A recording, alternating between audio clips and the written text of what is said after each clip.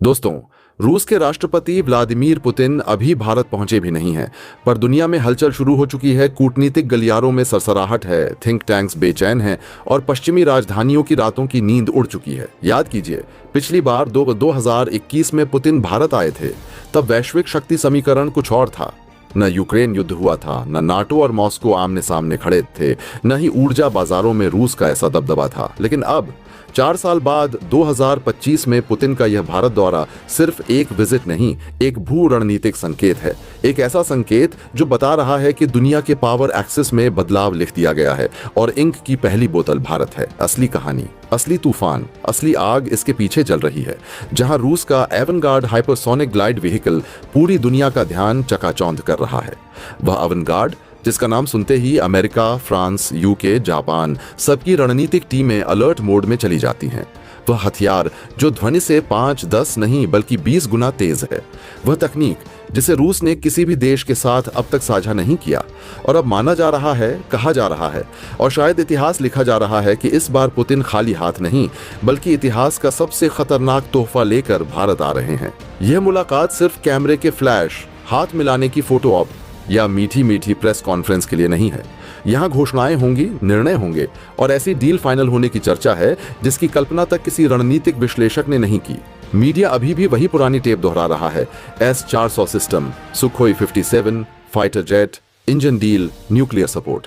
लेकिन असली गेम इनसे एक सीढ़ी, 2 सीढ़ी नहीं बल्कि पूरी सैटेलाइट ऊपर है। जितना बड़ा खेल ये है, उसके सामने ये सभी हथियार खिलौने लगते हैं। रूस के पास दुनिया की वह तकनीक है जिसका दूसरा संस्करण किसी के पास नहीं, हाइपरसोनिक ग्लाइड बॉडी टेक्नोलॉजी। यह मिसाइल नहीं, यह भविष्य का रणनीतिक हथियार है। वॉर 2.0 का शस्त्र, जहां स्पीड, तापरोध और मैनूवरिंग का ऐसा संगम है जो किसी भी देश की रक्षा प्रणाली को आंख झपकते ही भेद सकता है। S-400 और पेट्रियट जैसे सिस्टम इसे देख भी नहीं पाते। इंटरसेप्ट तो दूर की बात है, यह हवा में दिशा बदल सकता है, यह पैंतरे ले सकता है, यह रडार के बीच से भूत की तरह गुजर सकता है। और दुनिया को सबसे ज्यादा झटका यही है दिस विद इंडिया। वह अवनगार्ड जिसे चीन खुद हासिल नहीं कर पाया, जिसे अमेरिका कॉपी करने के लिए अरबों डॉलर जला रहा है, वही तकनीक अब भारतीय वैज्ञानिकों की लैब, DRDO की टेबल, इसरो के वर्क स्टेशनों में खुलने की बातें हैं। दोस्तों, हाइपरसोनिक मिसाइल बनाना बच्चों का खेल नहीं। कोई भी रॉकेट या मिसाइल 10 मेघ गति छू ले, यह सिर्फ स्पीड नहीं है, यह आग का इन्फर्नो है। 3000 डिग्री सेल्सियस से भी ज्यादा तापमान, धातु पिघल जाए, संरचना चटक जाए, नोज कोन वाष्प बन जाए। असली ताकत है उस सामग्री की, उस थर्मोप्रूफ कार्बन और मेटा मटेरियल की, जो इतनी भयानक गति पर जलती नहीं, घिसती नहीं, टूटती नहीं, बल्कि हवा को चीरती हुई लक्ष्यों तक पहुंचती है। दुनिया में यह नॉलेज 2-3 देशों तक सीमित है, उसमें भी पूरा मास्टर कौन है? रूस। अब सोचिए, अगर भारत को इस तकनीक तक पहुंच का मौका मिला तो सिर्फ मिसाइल नहीं, Bharat space based kinetic weapons, hypersonic ICBM, re entry glide mechanism और प्लैनेटरी स्ट्राइक कैपेबिलिटी की ओर छलांग मार सकता है। चीन पीछे छूट जाएगा, अमेरिका कम्पीट होगा, पाकिस्तान तुलना का भी मौका नहीं बचेगा। यह सिर्फ सैन्य शक्ति नहीं, यह वैश्विक सत्ता परिवर्तन का मंत्र है। इस डील से भारत न बायर रहेगा, न इंपोर्टर, बल्कि को डेवलपर, को ओनर, शायद भविष्य में एक्सपोर्टर भी। पर इसमें एक चेतावनी भी है और यही इस कहानी की गर्मी बढ़ाती है। पुतिन ने संकेत दिया है कि यह मौका एक बार है, एक बार चूक गए तो रूस यह टेक्नोलॉजी किसी और के साथ भी जा सकता है, शायद चीन के साथ, शायद मध्य पूर्व की तेल सत्ता के साथ। और तब भारत की आज की रणनीतिक बढ़त वापस लाना मुश्किल होगा। इसलिए यह विजिट सिर्फ रिश्ते सुधारने का मौका नहीं, यह परीक्षा है, यह भविष्य का दरवाजा है। आइदर इंडिया एंटर्स या दुनिया के अगले 30 सालों के पावर इक्वेशन से बाहर रह जाता है। रूस समझ चुका है कि 21वीं सदी का असली साझेदार फ्रांस या जर्मनी नहीं, भारत है। जनसंख्या में ताकत, अर्थव्यवस्था में क्षमता, तकनीक में पोटेंशियल और भू राजनीति में वह शक्ति कि इंडो पैसिफिक से यूरेशिया तक पावर बैलेंस बदल सके। तो हाँ, पुतिन अभी विमान में है, आसमान में कहीं बादलों के ऊपर, लेकिन भू राजनीतिक शतरंज बोर्ड पर उनका मोहरा पहले ही चढ़ चुका है। भारत अब स्पेक्टेटर नहीं, किंग मेकर बनने की स्थिति में है। अगर यह डील होती है, अगर यह टेक ट्रांसफर साइन होती है, तो आने वाले वर्षों में रक्षा विशेषज्ञ यूरोप में बैठकर सिर्फ एक वाक्य दोहराएंगे, 2025 the year India entered the hypersonic age. और तब दुनिया समझेगी, यह मुलाकात हैंडशेक नहीं, हिस्ट्री शेक थी। भारत और रूस के बीच हाइपरसोनिक टेक्नोलॉजी पर चल रही बातचीत ने वैश्विक राजनीति की नसों में सनसनी फैला दी है। वॉशिंगटन से लेकर बीजिंग तक हर रणनीतिक मंच पर भारत अब सबसे प्रमुख विषय बन चुका है, क्योंकि यह डील सिर्फ रक्षा खरीद नहीं बल्कि सत्ता संतुलन के पुनर्निर्माण का संकेत देती है। पुतिन इस बार सिर्फ गठबंधन मजबूत करने नहीं बल्कि एक नया शक्ति ध्रुव बनाने भारत आए हैं। एक ऐसा ध्रुव जिसमें रूस तकनीक देगा, भारत उसका निर्माण करेगा और दोनों मिलकर उस भू राजनीतिक भविष्य को आकार देंगे जिसे अमेरिका और NATO भी रोक नहीं पाएंगे। यह डील हाइपरसोनिक ग्लाइड व्हीकल और स्क्रैमजेट प्रोपल्शन मिसाइल सिस्टम जैसी विध्वंसक क्षमताओं के साथ साथ near space reconnaissance satellite network तक को शामिल कर सकती है, जो भारत को सिर्फ रक्षा क्षमता नहीं बल्कि 20 मिनट में एशिया यूरोप के किसी भी लक्ष्य तक प्रहार करने की ग्लोबल स्ट्राइक शक्ति प्रदान करेगी। ये तकनीकें भारत को मिसाइल के क्षेत्र से आगे निकालकर स्पेस मिलिटराइजेशन के युग में प्रवेश कराएंगी, जहां DRDO इन्हीं बी मटेरियल और प्रोपल्शन सिस्टम के आधार पर अंतरिक्ष शटल, चंद्रमा सुरक्षा और गृह रक्षा तक विकसित कर सकेगा।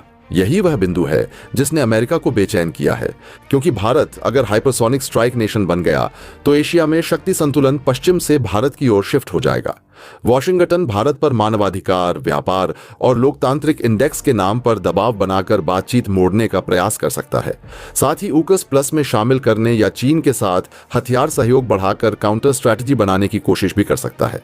परंतु आज का भारत पिछली सदी वाला भारत नहीं, यह अपनी शर्तों पर वार्ता टेबल पर बैठने वाला नया सभ्यतागत राष्ट्र है। इसी बीच चीन की चिंता सबसे अधिक है, क्योंकि रूस ने यह तकनीक उसे नहीं दी। हाइपरसोनिक कैपेबिलिटी आने के बाद LAC पर चीन का बढ़त खो जाएगा, उसका इंडो पैसिफिक विस्तार कमजोर होगा और प्लेन नौसेना भारतीय हाइपरसोनिक एंटी शिप स्ट्राइक के सामने असहाय दिखाई देगी। चीन साइबर जासूसी, तकनीकी क्षति पहुंचाने और सीमाओं पर तनाव बढ़ाने की कोशिश कर सकता है, परंतु भारत के पास अब ऐसी क्षमता होगी जो उसे पलटकर जवाब देने के साथ साथ शत्रु के कमांड स्ट्रक्चर को मिनटों में भेद सके। यदि यह समझौता हस्ताक्षर तक पहुंच गया तो यह सिर्फ रक्षा अनुबंध नहीं, एक नए वैश्विक ध्रुव इंडिया रूस स्ट्रैटेजिक एक्सेस का जन्म होगा, जो US, NATO, चाइना ब्लॉक और मिडिल ईस्ट पावर ब्लॉक के समानांतर चौथा ध्रुव बनकर उभरेगा। यह ध्रुव सैन्य से लेकर ऊर्जा, व्यापार, स्पेस, मुद्रा लेन देन, रेयर अर्थ माइनिंग और डिजिटल सुरक्षा तक फैलेगा। इतिहास यह दर्ज कर सकता है कि 2025 वह साल था जब भारत पहले की तरह किसी शक्ति केंद्र का अनुयायी नहीं बल्कि स्वयं एक वैश्विक शक्ति धुरी में परिवर्तित हुआ। यह वह क्षण है जहां भारत दर्शक नहीं, निर्णायक है, जहां हैंडशेक नहीं, हिस्ट्री फॉर्ज हो रही है और जहां शक्ति संतुलन की नई रचना दिल्ली की मेज पर लिखी जा रही है। भारत रूस हाइपरसोनिक समझौते की हवा जैसे ही बाहर आई, दुनिया के शक्ति केंद्रों में हलचल शुरू हो गई और सबसे पहले इस भूकंप की गूंज पहुंची मध्य पूर्व तक, जहां सऊदी, UAE, कतर और ईरान के रणनीतिक दिमाग अचानक सक्रिय हो गए। वजह साफ थी, जो भारत कल तक रक्षा खरीदार था वह अब भविष्य की सैन्य तकनीक का सह निर्माता बनता दिख रहा है और इसका असर सिर्फ मिसाइलों या ताकत तक सीमित नहीं रहेगा बल्कि ऊर्जा, व्यापार, भू अर्थशास्त्र और मुद्रा तंत्र पर भी पड़ेगा। रूस पहले से ही यूरोप के खिलाफ ऊर्जा हथियार का उपयोग कर चुका है और अब अगर भारत इस तकनीक का केंद्र बनता है तो मॉस्को दिल्ली एक्सिस दुनिया के पावर सर्किट्स में नई धारा बहा देगा, जिससे ऑयल प्राइसिंग, आर्म्स कॉरिडोर और करेंसी सेटलमेंट तीनों पर पश्चिम का नियंत्रण ढीला पड़ सकता है। यूरोप की चिंता इससे कहीं गहरी है। अभी तक नेटो मानता था कि हाइपरसोनिक कैपेबिलिटी सिर्फ 3 हाथों में है, अमेरिका, रूस और चीन। लेकिन अब एक चौथा नाम इतनी तेजी से उठ रहा है जिसकी जनसंख्या, भूगोल, तकनीक और कूटनीति चारों उसे एक सुपर स्टेट बनने की दिशा में धकेलते हैं।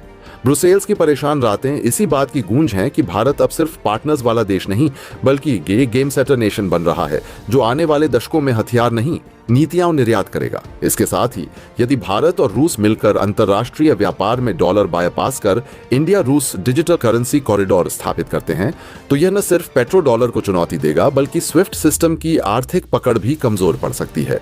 यही वो स्थिति है जिससे अमेरिकन थिंक टैंक्स सबसे अधिक भयभीत हैं, क्योंकि एक ऐसा विश्व जहां भारत ऊर्जा रूस से ले और भुगतान डॉलर के बिना करे, वह वैश्विक अर्थशास्त्र की रीढ़ पर सीधा वार होगा।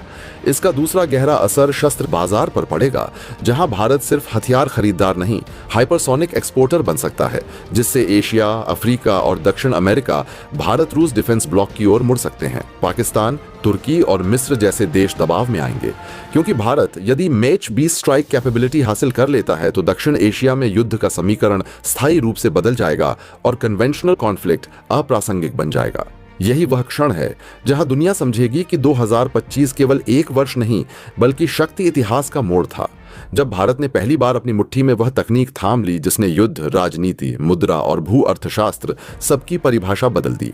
भविष्य के इतिहासकार शायद लिखेंगे, यह वह समय था जब दिल्ली निर्णय ले रही थी और दुनिया सुन रही थी, और यह संभावना अब कल्पना नहीं, वास्तविकता के जन्म क्षण पर खड़ी है। यदि यह ध्रुव स्थायी हुआ तो मॉस्को दिल्ली एक्सिस नई शताब्दी का वास्तुकार बनेगा और दुनिया प्रतिस्पर्धा नहीं, संतुलन भारत की ओर देखकर तय करेगी, क्योंकि अब भारत सिर्फ शक्ति नहीं, शक्ति का मापदंड बन चुका है।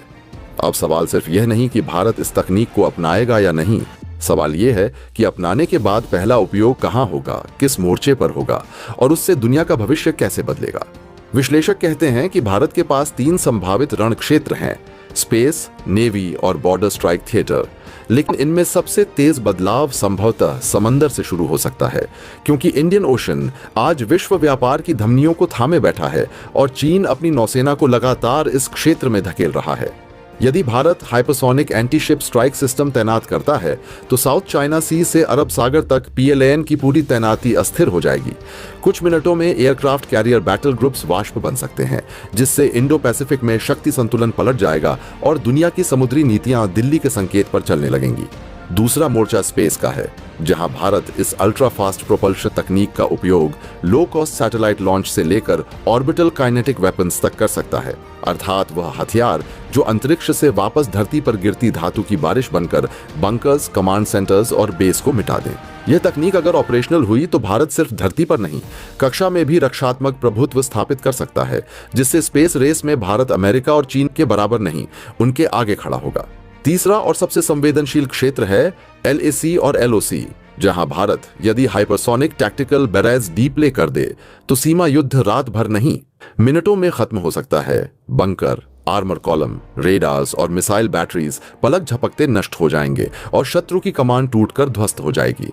यह वह स्थिति होगी जहां युद्ध 2 हफ्तों, 2 दिनों या 2 घंटों का नहीं बल्कि 20 मिनट का घटनाक्रम बन जाएगा।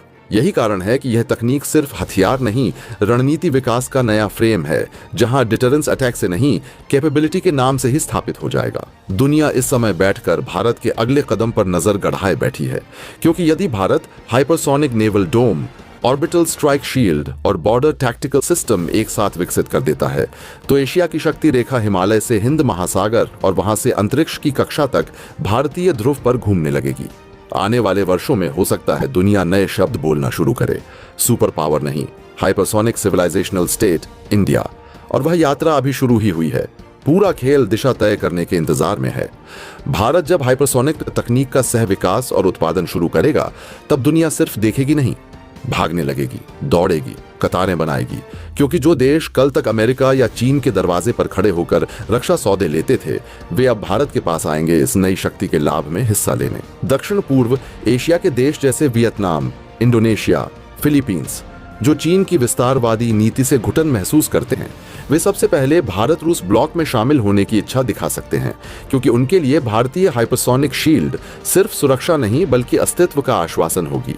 इसके बाद अफ्रीका के राष्ट्र, विशेषकर इथियोपिया, केन्या, नाइजीरिया, जिन्हें पश्चिम के हथियार महंगे और चीन की निर्भरता भारी लगती है, वे भारत के रक्षा निर्यात को स्थिरता का विकल्प मानेंगे। मध्य पूर्व में सऊदी और UAE तो पहले ही मल्टी वेक्टर पॉलिसी अपनाए हुए हैं, और यदि भारत एनर्जी ट्रेड में डॉलर के बिना सेटलमेंट कॉरिडोर खोल देता है तो यह क्षेत्र भारत को सिर्फ साझेदार नहीं, पावर ब्रोकर मानने लगेगा।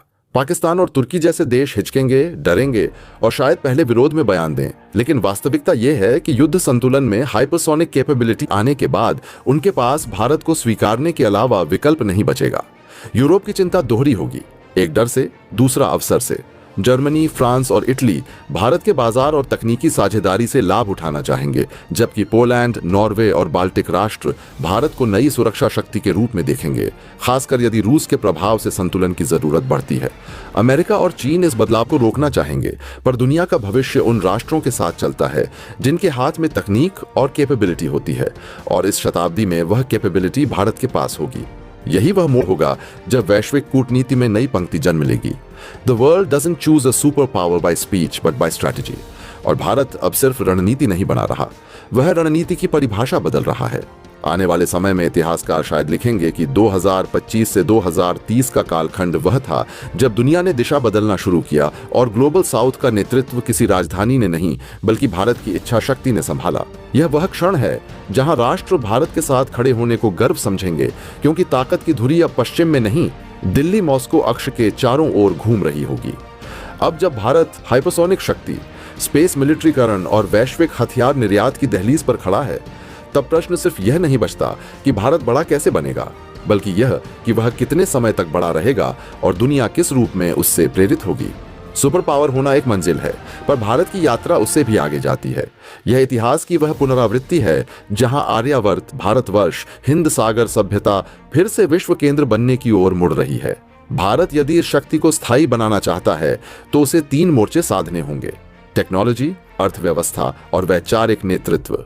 हाइपरसोनिक सिस्टम भारत को सैन्य बढ़त देंगे, पर असली स्थायित्व तब आएगा जब Bharat rare earth mining, semiconductor production, quantum computing, defence grid और एआई ऑटोनॉमस वेपन्स नेटवर्क में भी अग्रणी बन जाएगा। जब भारतीय कंपनियां दुनिया की सैन्य सप्लाई चेन नियंत्रित करने लगेंगी और डीआरडीओ से लेकर निजी डिफेंस इंडस्ट्रीज तक मिलकर एक टेक्नोलॉजिकल सिविलाइजेशन स्टेट तैयार करेंगे, तब भारत अपनी शक्ति बाहरी नहीं, आंतरिक स्रोतों से प्राप्त करेगा। इसी के साथ जब भारत रूस के साथ मिलकर मल्टीपोलर करेंसी सेटलमेंट कॉरिडोर खड़ा करेगा और एनर्जी, आर्म्स और साइबर ट्रेड डॉलर के बिना चलने लगेगा, तब पश्चिम की आर्थिक पकड़ स्वतः ढीली पड़ जाएगी और भारत महज उपस्थिति नहीं, परिणयक शक्ति बन जाएगा। लेकिन शक्ति सिर्फ हथियारों से नहीं टिकती, विचारधारा से टिकती है, और यहाँ भारत विश्व को एक नैरेटिव दे सकता है। सहयोग आधारित प्रभुत्व, विस्तार नहीं संतुलन, विजय नहीं स्वीकार्यता, शीत युद्ध नहीं शक्ति संवाद। भारत यदि अपनी सभ्यता दृष्टि के आधार पर विश्व राजनीति को संचालित करे, जहां विज्ञान और अध्यात्म, शक्ति और शांति, तकनीक और सांस्कृतिक मूल्यों का संगम हो, तो यह राष्ट्र महज सुपर पावर नहीं, सिविलाइजेशनल पावर बन जाएगा, जिसे देश डरेंगे नहीं, सम्मान करेंगे। यही वह मोड़ होगा जब दुनिया कहेगी कि समय का पहिया घूम चुका है और 21वीं सदी के केंद्र में न वॉशिंगटन है न बीजिंग, बल्कि दिल्ली, जहां से भविष्य के इक्वेशंस लिखे जाते हैं। आने वाली पीढ़ियां इतिहास की किताबों में शायद पढ़ेंगी कि यह वह दौर था जब भारत ने हथियार नहीं दिशा दी, प्रभुत्व नहीं नेतृत्व दिया और शक्ति से पहले सभ्यता को स्थापित किया। और तब सभ्यता का यह पुनरागमन सिर्फ विजय नहीं, वापसी कहलाएगा, उस गौरव की जो 1000 वर्षों की नींद के बाद फिर से जाग उठा। अब कहानी उस बिंदु पर पहुंच रही है जहां भविष्य सिर्फ अटकलबाजी नहीं, संभावना नहीं, बल्कि एक अपरिहार्य वास्तविकता बनती दिखाई देती है। क्योंकि जब शक्ति, तकनीक, अर्थव्यवस्था और वैचारिक नेतृत्व एक बिंदु पर संगठित होते हैं, तब इतिहास नया कैलेंडर लिखने लगता है। और वही क्षण है जब दुनिया भारत से पूछेगी, अब आगे क्या? यह प्रश्न तब उठेगा जब वैश्विक ऊर्जा सप्लाई रूस भारत मार्ग पर टिक जाएगी। मध्य पूर्व के समुद्री रास्तों की सुरक्षा भारतीय इंडो पैसिफिक फ्लीट संभाल रही होगी और डॉलर से मुक्त व्यापार ब्लॉक ब्रिक्स प्लस भारत को केंद्र मानकर वैश्विक सेटलमेंट तय कर रहा होगा। इसी बीच अमेरिका चीन प्रतिद्वंद्विता अपनी पराकाष्ठा पर पहुंचकर विश्व अर्थव्यवस्था को अनिश्चितता की ओर धकेलेगी। फिर दुनिया तीसरे ध्रुव की तलाश करेगी, न पूंजीवादी पश्चिम, न शासकीय साम्यवादी चीन, बल्कि संतुलित, विचारशील, सभ्यतात्मक भारत जो न युद्ध के लोभ में पड़ेगा न शांति की कमजोरी में झुकेगा। भारत तब अंतर्राष्ट्रीय विवादों में निर्णायक मध्यस्थ, तकनीकी मानकों का निर्माता, ऊर्जा मार्गों का संरक्षक और वैश्विक डिजिटल सुरक्षा प्रणाली का वास्तुकार बनेगा। एआई शस्त्रीकरण नियंत्रण, hypersonic code of use, quantum data borders और स्पेस ट्रीटी 2.0 जैसे वैश्विक समझौतों के मसौदे भारत के नाम से जाने जाएंगे। यह वही चरण होगा जब वैश्विक नीतियां भारत के प्रस्तावों से शुरू होंगी और भारत की स्वीकृति पर समाप्त। इसी दौरान भारतीय स्टार्टअप दुनिया की एआई कोल्ड वॉर का संतुलन बदल देंगे। सिलिकॉन वैली अब केवल अमेरिका में नहीं, बेंगलुरु, हैदराबाद और पुणे मिलकर नया सिलिकॉन ट्राई एक्सिस बन चुका होगा। डीआरडीओ, आईएसआरओ, प्राइवेट अलायंस से निकली ऑटोनॉमस स्पेस मिलिशिया अर्थ और ऑर्बिट पर सुरक्षा की नई परिभाषा रचेगी। समुद्र, आकाश, साइबर, अंतरिक्ष, चारों आयामों में भारत की उपस्थिति इतनी गहरी हो जाएगी कि कोई भी वैश्विक निर्णय भारत की मेज के बिना पूर्ण नहीं माना जाएगा। यूरोप तब भारत से ऊर्जा सुरक्षा चाहता होगा, अफ्रीका तकनीकी विकास साझेदारी, दक्षिण अमेरिका खाद्य तकनीक सहयोग और इंडो पैसिफिक देश सैन्य शील्ड। यही वह क्षण है जब इतिहास पहली बार लिखेगा कि 21वीं सदी का निर्णायक राष्ट्र अमेरिका नहीं, भारत था। और तब दुनिया की संसदें अपने भीतर नहीं, दिल्ली की आवाज में हलचल तलाशेंगी। यही निर्णायक मोड़ होगा। जिस दिन संयुक्त राष्ट्र किसी प्रस्ताव पर मतदान से पहले पूछेगा भारत क्या सोचता है, उस दिन सभ्यता पुनर्जीवित होगी, इतिहास पूर्ण चक्र में लौटेगा और भविष्य एक नए अक्ष पर टिककर दुनिया को नई दिशा दिखाएगा, जहां शक्ति का स्वरूप विस्तार नहीं, सुरक्षा होगा। वैश्विक व्यवस्था का केंद्र भय नहीं, सहयोग होगा और विश्व राजनीति का सूत्र वाक्य शांति नहीं, संतुलित शक्ति के साथ शांति होगा। अब कहानी उस बिंदु में प्रवेश कर रही है जहां कूटनीति, सैन्य तकनीक, अर्थव्यवस्था और भू रणनीति एक सीधी रेखा में नहीं बल्कि एक विशाल वृत्त की तरह समाहित होती चली जाएंगी। और इस वृत्त का केंद्र होजेल होगा भारत, एक ऐसा केंद्र जिसकी ओर विश्व का हर समीकरण, हर टकराव, हर गठबंधन स्वयं को संतुलित करने को मजबूर होगा। क्योंकि जब ब्रह्मास्त्र जैसी तकनीकें, hypersonic glide system, AI quantum command chain और स्पेस नवल फ्यूजन डॉक्ट्रिन एक राष्ट्र के पास समेकित होकर पहुंचती हैं, तब वह राष्ट्र नियमों का पालन नहीं करता, वह नियम बनाता है। और यही भूमिका अब भारत ग्रहण करता दिखाई देगा। रूस की तकनीकी साझेदारी, फ्रांस की परमाणु पनडुब्बी डॉक्ट्रिन, जापान की चिप निर्माण क्षमता और यूएई सऊदी अफ्रीका कॉरिडोर का वित्तीय तंत्र जब भारतीय भूनीति में एकीकृत हुए, तब भारत विश्व प्रणाली का अंतिम आर्किटेक्ट बन जाएगा। वह प्रतिनिधि नहीं, निर्णायक होगा। वह सहभागी नहीं, निर्माता होगा। विश्व मंच तब विभाजन पर नहीं, भारतीय मॉडल पर आधारित संतुलन पर चलेगा, जहां युद्ध और शांति दोनों विकल्प होंगे, लेकिन अंतिम शब्द भारत का होगा। ग्लोबल डिफेंस ग्रिड एक ऐसा नेटवर्क बनेगा जिसमें भारत की हाइपरसोनिक डोम दुनिया के 60% समुद्री मार्गों को सुरक्षित रखेगी और स्पेस सर्वेलेंस नेट लो अर्थ ऑर्बिट से लेकर लूनर जियो बेल्ट्स तक विस्तार पाएगी। यह दुनिया की पहली वास्तविक अंतरिक्ष सुरक्षा परत होगी, जहां किसी भी मिसाइल की लॉन्च सिग्नल से लेकर टर्मिनल फेज तक की पूरी ट्रेजेक्टरी 4 सेकंड में डिकोड हो सकेगी। यह सिर्फ रक्षा नहीं, विश्व का नियंत्रण तंत्र होगा। इसी समय आर्टिफिशियल इंटेलिजेंस युद्ध का नया स्वरूप तय करेगी। सैनिक सीमाओं पर नहीं बल्कि डेटा फ्रंट पर लड़ेंगे। सर्वर ही भविष्य के शस्त्रागार बनेंगे और भारत, जिसके पास ब्राह्मोस अवंगार्ड प्रोग्राम और क्वांटम सील्ड मैट्रिक्स अथॉरिटी होगी, एआई युद्ध में फर्स्ट स्ट्राइक न्यूट्रलाइजर बन जाएगा। चीन उस समय तक आर्थिक रूप से कमजोर पड़ चुका होगा। अमेरिका तकनीकी लाभ तो रखेगा लेकिन नेतृत्व स्थान खो देगा। यूरोप जलवायु, ऊर्जा और माइग्रेशन से जूझता रहेगा। और तब दुनिया पूछेगी कौन नेतृत्व करेगा, और जवाब होगा जो युद्ध टाल सके वही विश्व का नेता है। यही वह मोड़ होगा जहां भारत सत्ता नहीं, व्यवस्था चलाएगा, हथियार नहीं, प्रणाली नियंत्रित करेगा। और सबसे बड़ी शक्ति यही होगी कि भारत निर्णय चाहे तो युद्ध को रोक सके या 2 मिनट में पूरी दुनिया की सैन्य संतुलन रेखा बदल दे।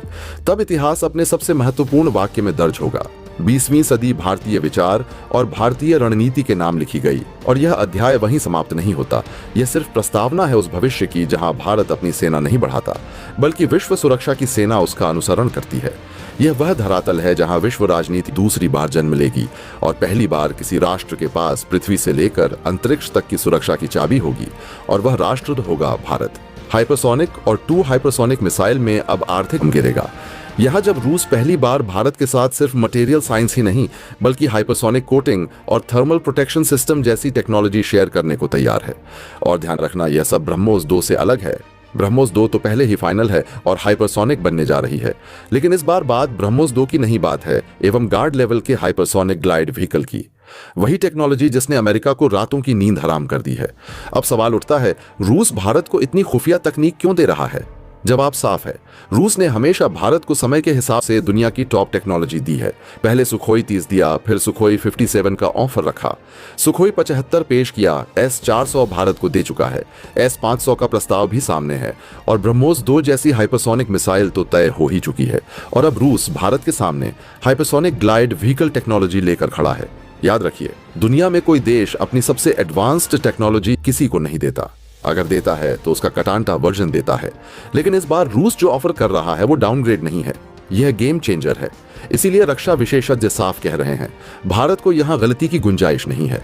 अगर भारत ने यह सौदा पकड़ लिया तो चीन और अमेरिका जिस तकनीक को पाने के लिए दशकों से लड़ रहे हैं, भारत एक ही छलांग में उनके आगे निकल सकता है।